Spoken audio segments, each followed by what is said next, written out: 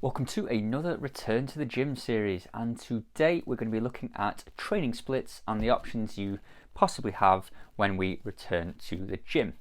So today we're going to be talking about just typical training splits. There are more than this, but I'm just going to keep it to a select few, and we're going to go over some positives and potentially some downsides for each training split based on the number of days that you want to train.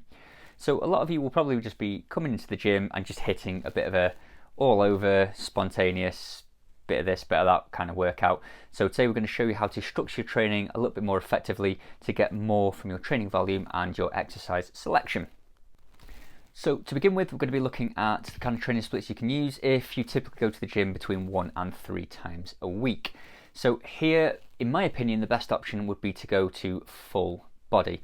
Now the reason being for go full body with this kind of timescale is it allows for a bit of flexibility, because again, if it's between 1 or 3, you might be coming once, you might be coming 3 times. By doing a full body, you're not going to miss any muscle group out through the week, and you're more likely to get that sort of 2 times a week, maybe 3 times a week stimulus upon each muscle group. And it's great for beginners because it allows us to reduce the accessory exercises, isolation exercises, focus on the compounds, and sort of get good at those base movements and grow some training competence and some training experience.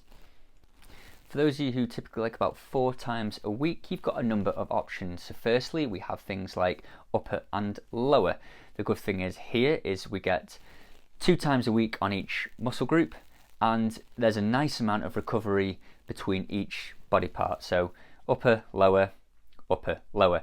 You've got a nice at least 2-day, 3-day gap between coming back to a set of muscle groups, allows for adequate recovery, and it also allows for a little bit more isolation work to be put in just to sort of enhance the overall training volume for any given muscle group. Another option would be push and pull. So here again we've got opposing muscle groups. So push would be shoulder movements, chest movements, tricep movements, and normally quad movements. And your pull would be back, biceps, and generally hamstring, glute kind of movements. So what this allows again is you've got that 2 times a week for each individual muscle group, that nice recovery period.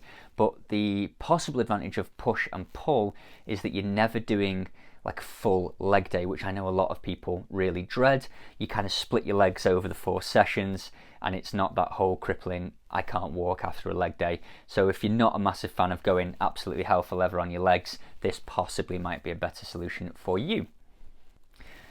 A final option here would be a typical body part split. So it could be chest and triceps, back and biceps, shoulders and calves, and maybe legs and abs, say. You can adjust that how you want. Now, this is more for your advanced lifters who have got years of training behind them, have got a lot of volume over the years on each muscle group. It's not particularly good for beginners or even intermediate lifters, as it is difficult to hit that adequate volume and have that ability to split volume per muscle group over 2 different sessions. So again, more for advanced lifters, but if you just enjoy doing a body part split, it will work. It's just possibly not the most effective way of going about things. Finally, those of you who like sort of 6 times a week training, then we've got push-pull legs. So the great thing about this is it allows you to get a lot of volume per muscle group, and then you've got, obviously, you don't even have to spread the leg volume into push and pull. You've got 2 separate leg days, so you can really get a lot of push isolation and pull isolation movements in there as well. Improves the overall training volume of your program through a week. The slight drawback to this is, from a time point of view, it's not particularly flexible. If something comes up, you've only ever got 1 day to move any one session. So it's not as flexible as maybe a push and pull upper lower. But if you know that you can hit the gym 6 times a week, it's a great way of spreading out the volume and getting a lot more isolation in. And again, you're talking 3 days before you need to then hit that same muscle group again. So the recovery element is fantastic. So there are a few options you've got, guys. If you have any questions about any of them, please don't hesitate to drop it in the comments below. Message me directly. I'll be more than happy to help. Have a great day, and I will see you tomorrow.